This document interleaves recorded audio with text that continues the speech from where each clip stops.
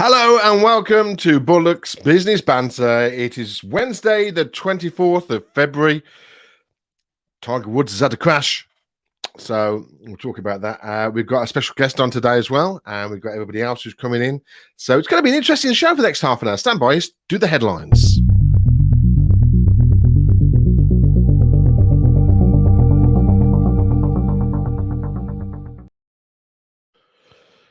World's first doses of COVAX vaccines delivered. It is a milestone for the WHO scheme, which aims to ensure the fair distribution of COVID-19 jabs. Woods responsive after surgery. Golf champion Tiger Woods had to be extricated from the wreck after extricated.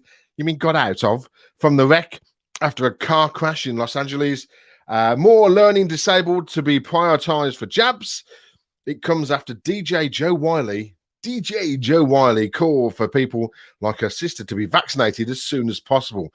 And summer schools in England, part of the catch-up plan, a total of £720 million, will help ensure no child is left behind due to the pandemic, Boris Johnson says.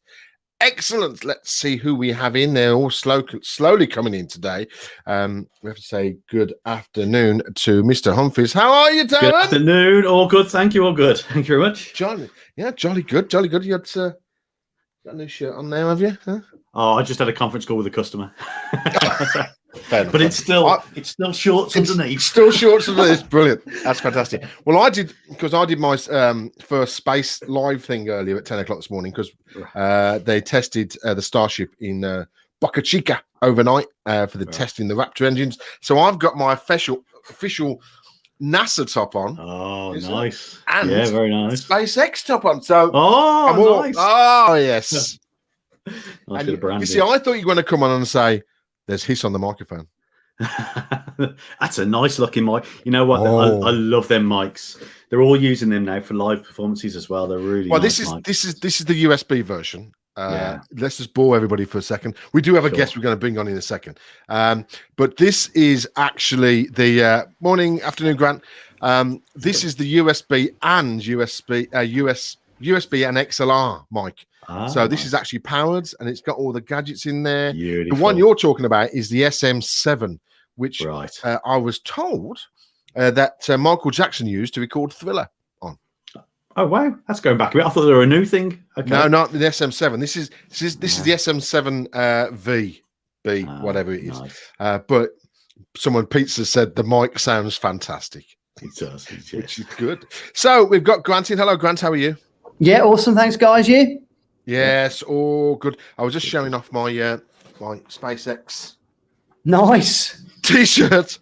Yes, because we did a little live broadcast this morning. But anyway, let's get on with today because we do have a very special guest. Mark's joining us as well in a bit.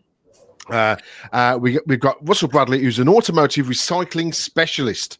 I had to write it down and I had to read it from over there. So let's bring him into the show. Hello, Russ. Good afternoon. Happy midday. Hi, Happy Russ. midday. That's how we should do it. Happy midday. That's how we should do it. Now, bit more economy on words.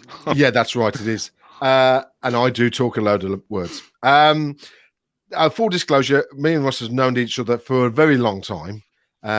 Probably about the same amount of time that I've known Darren, I think, actually. Okay.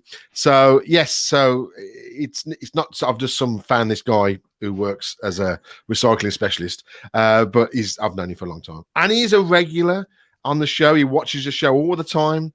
So he's an official long-time listener, first-time caller, as we call them. So that's all good. Happy to be here as well. Great, brilliant. Just to start things off, what do you do? Just briefly, in a nugget. Okay, well, part of my role is to make sure that sort of waste products that come through the automotive industry, that we actually handle them in a responsible way. The process of sort of building a car, and that's the sort of painting process, the manufacturing, the engineering, the machining of blocks. Obviously, it sort of generates waste materials, and it's really my job to ensure that we deal with them in a safe, compliant way. we sort of maximize revenue on it. And of course, we've got to be very sustainable, because that's a big part of the customer expectation as well.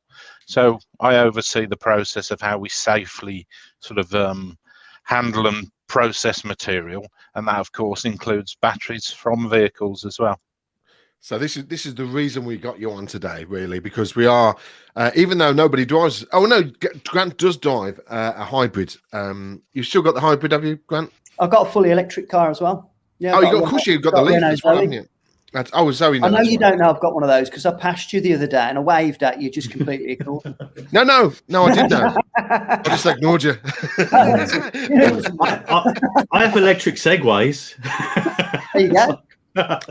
Probably same type of batteries. So the big thing we want to talk about is with batteries is that now I used to sell batteries in my dad's shop, so I know all about the AA's and the A's and the PP9s and the big chunky ones and all those.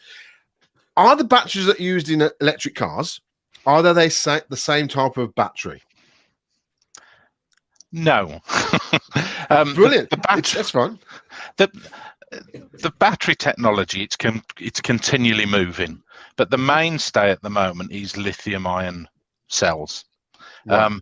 There's some really, really clever sort of electrochemists working on this technology all the time, but the ones that we see in the sort of current generation and previous 2 or 3 generations of cars, they are all lithium-ion batteries. Yeah, and these are they are safe. Are they? Is that correct? They're safe, but they need to be treated with respect, obviously, to handle these both in manufacturing processes and the maintenance process. You have to be qualified to actually touch these things, because they're extremely high voltage, and it's not the same as working on your sort of Mini on the drive as it was many years ago.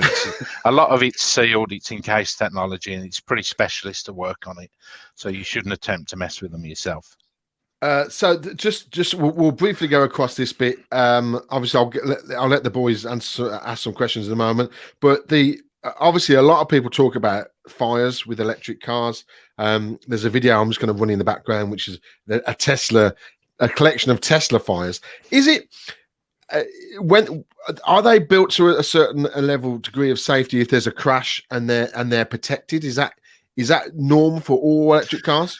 Yeah, absolutely. I mean, the crash standards for these electric powered vehicles, they're probably even more stringent, and many of the sort of manufacturers now, they are actually sort of encasing these products in very strong sort of composite materials. One of the things they are trying to do is sort of make them as light as they possibly can be, because that helps with the range of the cars. Is there an issue, or was there an issue earlier with Tesla? I mean, I know you can't talk about specific brands. I can't believe you're playing this, Matt. This is like properly sensationalist. It's what it is. With cars that have got a big tank full of petrol. There's a whole thing because exploding. Yeah, Russ. You see, I'd already spoke to Russ before the show started about this, and I said I'm going to show this video. And what did you say to me, Russ? About the the thing is, that car has clearly lost control and it's crashed into a barrier. Yeah. And any car, when you sort of break that cell, or if you compromise the electric system, whether it's petrol, diesel, electric, you stand a risk of having a fire. But the simple fact is that we've been sort of driving sort of ICE cars, internal combustion engine cars, with 50 quid's worth of fuel behind you, squirted at very high pressure into an engine for years, and we've had fires. It used to be a regular thing. As the process gets safer and better, it's less of a thing, but of course we're dealing with voltages and these things can happen, but they are very, very rare, and unfortunately it does get a bit sensationalized, I think, when you see an electric car going up. And I only could find 5 crashes with Teslas on fire, so that's just the way it is. Yeah, we can talk about safety, Matt. There's a question there, which only because you're showing that. When we look at Formula One, if you look at a Formula One car now and the batteries in a Formula One car, there's a certain there's a light system on them that says to the mechanics, do not go near that car. basically, and also they get the driver out really quickly. So it's not just about the sensationalism of it exploding. When a car crashes, how does a fire brigade person or whatever else know it's safe not to touch a car and be thrown across a road because it's now become live in some description, like a Formula One car? I'm not sure if Russ can answer that. I mean, what is the protocol if you're disposing of batteries, Russ, from cars? I mean, what is the process? I'll take it off now because it's upsetting Grant because he wants one of the next. So what is the actual process to actually taking the batteries from electric cars and disposing of them safely? Okay, well, there's currently two options. You can either sort of recycle them, which is a mechanical process of separating out things like plastics, precious metals, the casings, and so forth. And then the batteries are sort of shred into something called black mass. And that black mass can then be sort of put into a chemical state where it can be reused into batteries. Right. So the recycling rate for that is about 80%, between 80 and 85%. But as I say, that's moving on all the time. Right. Now, the sort of preferred method and the way that people are starting to move forward with these things is they're actually reusing them into a multitude of different things. And to sort of get your head around that, you have to understand the technology of a battery. So I'll be really brief because it's a bit geeky. No, we're all geeky. We're all geeky here. It's fine. Okay. Carry on. Batteries, they're basically made up of cells, which is the small part of the battery, which are then assembled into modules, which are then assembled into the battery pack that goes into the car. And obviously the pack is driven by the size of the vehicle and also to some extent by the range that vehicle needs to take. But all of that comes with weight, so that's another part of the design brief of the manufacturer for the car. Now, all of these sort of series of small individual components, I think we're all old enough to remember milk floats and forklift truck batteries. Yep. They're all sort of individual cells and modules that are interlinked by a series of harnesses. So if you actually have a battery failure in your car, which incidentally, we're seeing sort of 250, 300,000 miles out of these batteries. So they're not dropping off every day. And they're not like a laptop battery where if that goes, you've got no choice, you've just got to throw it away. You would run a diagnostic on that battery through an OBD, similar to as you would to find a fault on an ICE petrol engine car. And it will actually identify where the problem is within that battery. So you're not throwing the whole thing away, you can actually replenish one of the cells. And a sort of an average saloon car size vehicle might have about 30 of these modules in. So you're actually only taking a small proportion of it away. Now, they tend to be taken out when they reach an efficiency level of about 80% of what they were when they were new. Mm-hmm. And when they're in the car, that's the hardest job that they can do because they're in the rain and the weather and they're pulling a 2-ton vehicle around. So, they're being charged up and down continually. So they tend to change them at 80%, and they're looking to now reuse them to prop up the grid. So you can use them in modular level. And for example, the manufacturer that we saw that was unfortunately had a thermal incident, let's call it, they could be used in the banks of chargers that you see for them vehicles in car parks and shopping centres. Because if everyone tries to charge at the same time, they use them as a storage medium to actually sort of take the peaks out of the grid for when people charge, which is at the lunchtime or when they go shopping on Saturday afternoon. So they're actually being used as a resource to actually smooth that demand out on the grid. You can also break them down to sort of cellular level and use them in things like disability vehicles or perhaps some of the e-scooters that we've been talking about in previous shows. So go on, sorry, Matt, you go on. And no, you can even sort of they're so configurable because they're quite small. They're building them into sort of houses and businesses as backups for network rooms and server rooms, which historically would have been quite big lead-acid batteries or things like that. So they've got a load of uses, and the sort of these uses are just going to keep coming through. And reuse of these things, as I say, it's just far more sustainable and less damaging, and it's actually a resource. They're going to be the future to help us to be able to run our homes and store all this sort of renewable energy that we're putting into the grid for the purpose of charging cars. So it's like a 360-degree process, really, that we're reusing them and putting them back in the process. I'm surprised. I'm not surprised, but it's great to know that those charging stations have got batteries in them, because obviously that's logical, isn't it? Because it's obviously you're going to put a drain on the actual network and have those peaks and troughs. Yeah, because if everybody, like I say, obviously everybody keeps different times, but it's almost like everybody turns the kettle on at the same time, and the grid usage becomes very dirty and peak times and that. But yeah, it's a way of storing this energy so we don't just all of a sudden wallop the network all at the same time. It's a bit like a nighttime storage heater from the past, where you're sort of harnessing this energy to the time where you need it, and you smooth off that curve and the demand on the grid. So with the batteries that are stored in the cars, what's the physical? Because in my head, there's just the battery you have physically in a petrol engine car, which is sat at the front. It's not that. There's not like just a row of those inside. They're not that size. How big are they? Right, I'll try and help here. Cellular level, about that big. Right. The sort of the modules and the packs are quite similar to a car battery in size, so they're like sort of the surface area of A4.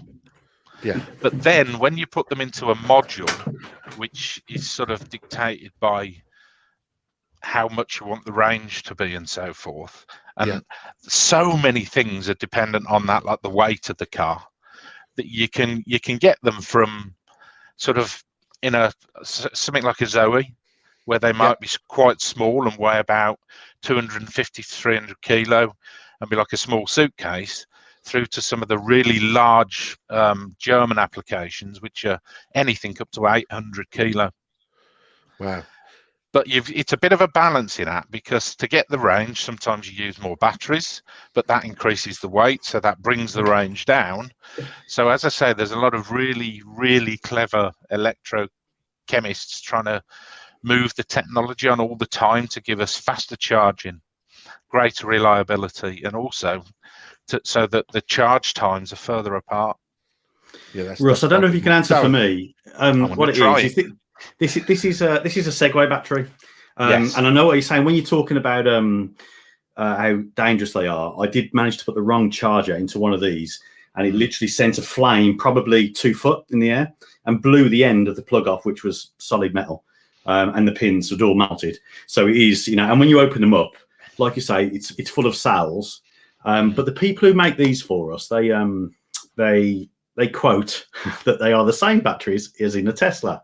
Okay. And I just wondered, I don't know if you can physically see the thickness of that, which is pretty much made. I know there's a microprocessor board on top because they're very complex.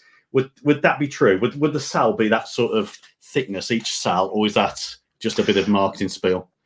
When you look at the cellular level, they're really small, and you'll probably find that's just full of cells.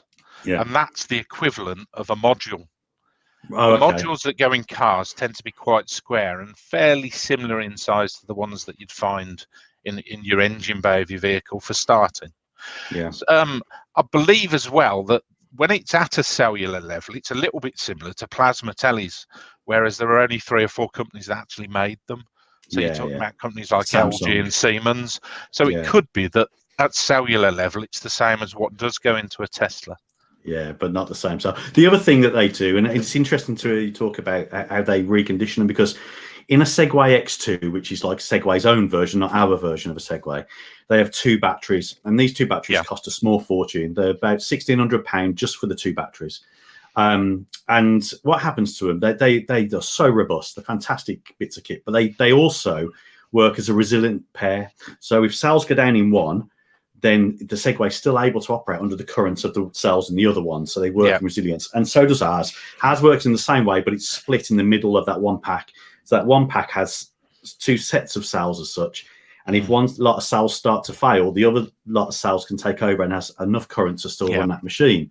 And what happens with the old Segway ones, because they were so expensive, there was a company that would do a rating test and try and rebalance the cells within the next. Like you say, you'll have one cell which will deplete, and it will affect how it performs overall. And if you can rebalance them cells, or even turn that cell off, just so the other cells take it, you don't have to throw the whole battery away.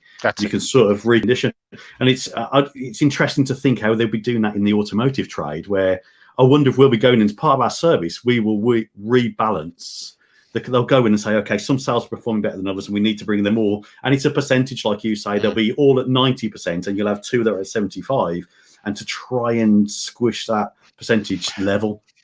Yeah, they do. I mean, obviously, in an application like a car, you have got the opportunity to incorporate quite a lot of technology. And in the packs that we mentioned that's actually driving these vehicles, as well as the actual cells and the modules, you've got standalone ECUs, you've got cooling systems, you've got the OBD ports, and all of this technology in the ECUs is monitoring the efficiency of these batteries. And sort of when you charge them, they ramp up like this. So you don't just charge one, then the other. Yeah. So you're hitting them, you're ramping the power up, you can ramp the power down on them. And it's constantly measuring them. It's Grant will understand about torque vectoring and stuff on cars, where it senses slip and all of that sort of stuff. So it's a similar thing with the batteries. The intelligent systems can sort of know when to charge it and when to discharge it, and how to distribute the energy through the battery to the drivetrain of the vehicle. Just before I pass over to Grant, I don't want to monopolise, but it's such an interesting subject, is that one thing, I live in Cornwall, and lithium mining is about to they're looking everywhere at lithium mine. So that's interesting, because from an industry in itself, we're looking at mining again, and we're looking at utilising fossil fuels. I know that's the right word, but we're looking at dredging it up from the ground again. Good for Cornwall if it does happen, because apparently we're quite lithium rich. But the great thing that I think I've learned from today from yourself is the recycling side of it, because I just have this in my mind, is that you've got massive batteries, we've got millions of cars, and all of a sudden we're going to have this big pile in a scrapyard, and the reality is that it's very recyclable, which is great. The best way to look at that, Darren, is it's actually reuse. The reuse, if you look at the sort of hierarchy of how you can reuse things and be most sustainable, reuse is always better than recycling. So it's that reuse and applying it to different sort of applications. It's limitless. It really is. Awesome. I mean, we've got a really good network. We're using a heck of a lot of sort of renewable energy, and the issue of these batteries is going to help us solve the way that we get this power to the end user. So it really is this sort of circular recycling process. So it's there's a lot of opportunity out there. Really Brilliant. Is. That's great. That's really good. Grant, have you got a question or anything you want to ask? This is kind of like one of my favourite subjects. I'm in trouble now. Then I've been found out. I mean, I bought the Renault Zoe in 2016. Still run it now. Same car, and I've been a massive electric car advocate, and there's so much misinformation about electric cars, which is why I'm really fed up that Matt had to pick on loads of cars on fire, because all you're doing, excuse the phrase, like Matt to be confrontational, build the flames of what people's misconception about electric cars. You're much more likely to go up in flames in a petrol car or a diesel car than you are in an electric car. And I remember I've sat in a car while it's on fire, and why? It's a long story. I didn't know it was on fire until I saw all the flames everywhere. And when I got out of it, the fire engine came and tried to put it out, and they couldn't put it out. They just let it burn, and that was because it had a magnesium sump. It was an old Porsche, and it went up in flames. And and so this is nothing unusual, not being able to put cars out. And so electric cars, are the safest cars on the planet, because you haven't got to worry about an engine going into your legs right in front of you, and they're much, and the structure of them, the way they use the batteries in the floor pan, makes them really, really rigid, and the low center of gravity. The governance for all manufacturers, the governance and the compliance and the crash testing on this, it's as you say, they're actually now being designed to be an integral part of the car. A lot of the cars now are designed to be electric, so they're structurally part of it. You see batteries with huge swathes of carbon fibre around it. You see Darren's example earlier where Formula One cars have crashed into barriers at 180 miles an hour and they've not been breached. These things, they are safe because they wouldn't be out there if they weren't. Yeah, we can. But they're the top of the safety as well, aren't they? You look at electric cars' safety records. I mean, you know, you can't really talk about electric cars without mentioning Tesla, but those cars are the safest cars on the planet. You know, and you know what my, you know, we are. As soon as I started driving an electric car, and you guys all know I'm a petrol head through and through, it completely recalibrated my opinion on vehicles, because pretty much in every respect, driving an electric car is superior. In most instances with what we want to use a car for. I mean, they've come on a long way since I first started driving electric cars. But, you know, when you look at the current, you know, the amount of choice now, the two biggest things that people come up with when it comes to the battery technology is the range, obviously, and the speed of charging. Those two things, and also the network. The network is the other thing. So you've got kind of three main elements that are hindering people from making a decision about buying an electric car. When you actually start using one day to day, and my Renault Zoe has got a range, it's really old now, bearing in mind, a range of 80 miles. Now, most people would consider that useless. I think the amount of times that's ever been a problem in having driven it for 5 years, I can't remember that. The last time it was a problem was when I had to move house and I lost my charger for a couple of weeks. But most journeys that most of us make, even that small amount of range is absolutely fine. Yeah. These days, you can't really buy a car with less than 200 miles, you know, well, 150 miles range. My sort of analogy of what you've just said, Grant, was that when I had my first EV, it was an early generation of car, and I sort of treated it like I was 17. I was in my Mini Cooper S. And I'd got my last fiver to buy my last gallon of petrol. So I actually managed that process. And I'd got a charger at home and I could charge up. The range would get me to work. So that anxiety for me lasted about a week. And I got a charge box at home and they didn't have to dig up my drive to put it in. They didn't have to change my network board or anything. So it just became something of the past. It's new. People have got to get their heads around it. But I've got a question for you, Grant, if I can, because I know we're running short on time. I'm also a petrol head, love cars, and I like the sensory element of cars, particularly the noise and the sounds and all of that. In future, I think it's going to be really interesting how some manufacturers differentiate product, because you've sort of got some companies who've got these lovely straight six engines. You've got some companies that have got these shrieking V12s. As we sort of move over to electric vehicles, other than the visual aspect of the cars, it's going to be quite interesting, I think, to see how people sort of take their old USP and make something new. It's going to be quite interesting, I think. It's quite exciting as well.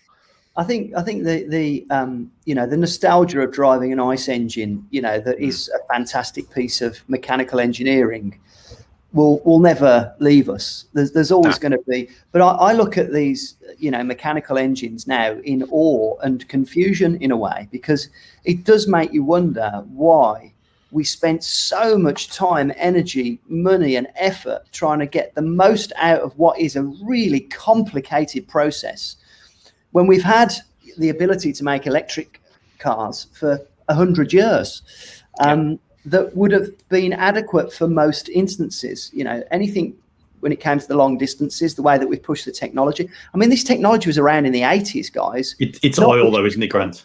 To what? Yeah, it's just oil. It's just the selling of oil. That's all it is. Shocking when you take the lid off why it's all happened, it really is a shocking sort of analysis of society, really, and the human condition, because we've been destroying the planet, and we've been going with the flow of what we've been told. The amount of misinformation about stuff to do with the conditions that people face when they mine up the lithium and all that kind of stuff, utter nonsense is out there, all put out by the oil companies.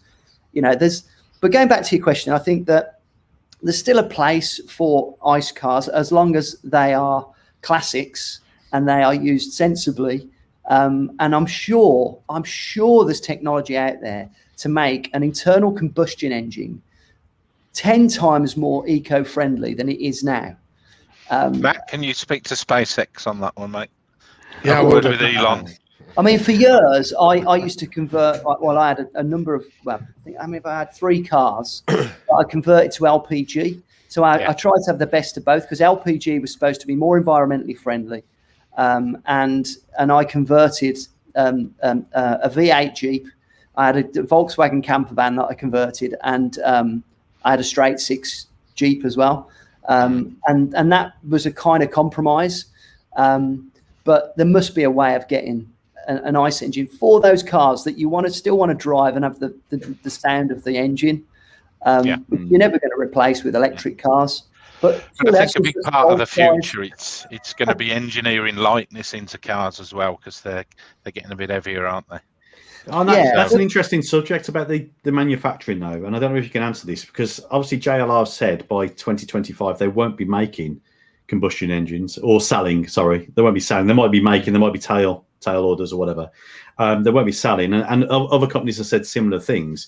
But there's a massive knock-on effect there, isn't there? Because obviously, to all the small companies that feed in that make them engines, they won't diversify from. It won't be a natural diversify.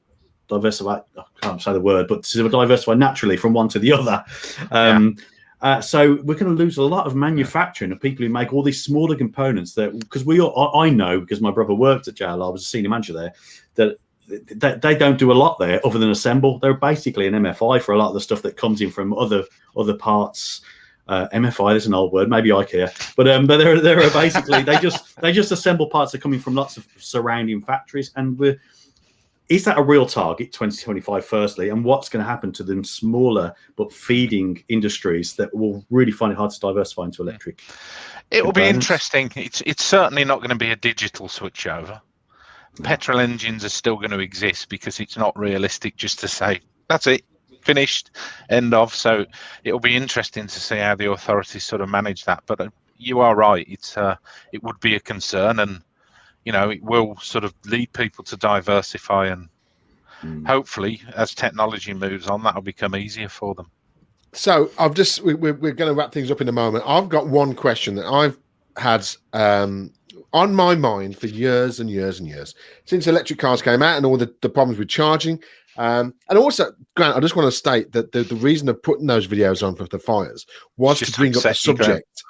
He's really upset, but he's missing the point. Is that I put that on to start the discussion to actually nullify that cars burst into flames. So shut up, Grant. Anyway, so the main point is, your dynamo on your bike when you were a kid. How old are you, Matt? I know, but everybody had one. I'm the Matt, same you age never as had you. a bike, never mind a dynamo. I had a chopper.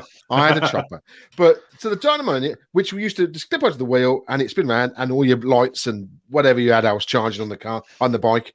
Why don't we have those fitted onto the car that automatically charge it? But they don't charge them up enough. No, don't you think we should concentrate?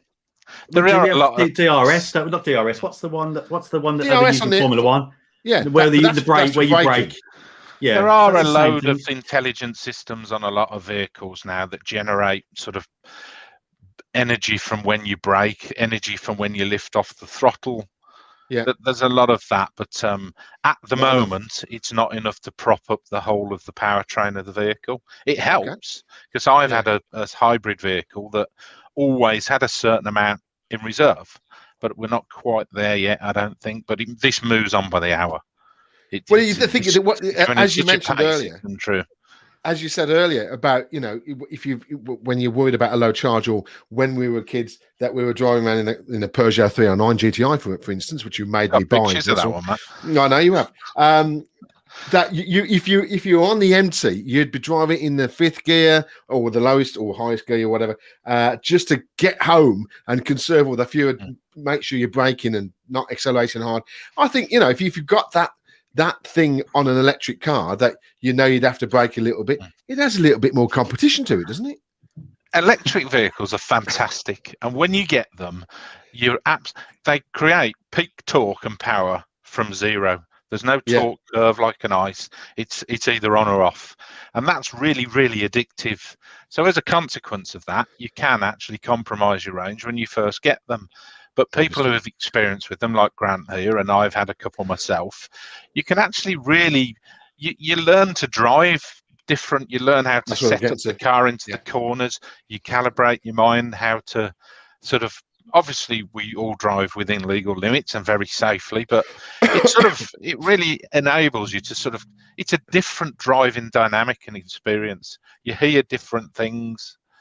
You're not hearing a combustion engine, you're hearing other things that the car does, and it is a change. And it's like I say, with my car that I had, and the first one, the anxiety around it lasted about a week. And you can manage that process. It's not hard. Just talking about the noise. Sorry, Matt. About the noise, there was talk about putting speakers on the cars to make a noise, and there is a genuine reason for this. And I actually remember being in St Ives and walking along that very cobble street where you don't get many cars because it's just too tight. And then where do you live again? Where do you live again, Darren? Nowhere near St Ives. This was a holiday. Oh, okay. But I remember walking round, and on that cobbled street, right behind me, that made me jump, was a Range Rover. I didn't hear it moving. It was electric. It was obviously a hybrid, and I didn't hear it moving. And they were talking for that reason alone, because they do catch people out. You like you say, sensory. You do not hear this vehicle coming at you. But both of mine emit a sound below, I think it's 18 miles an hour. So it's like a hum. Is it milk bottles banging together, Grant?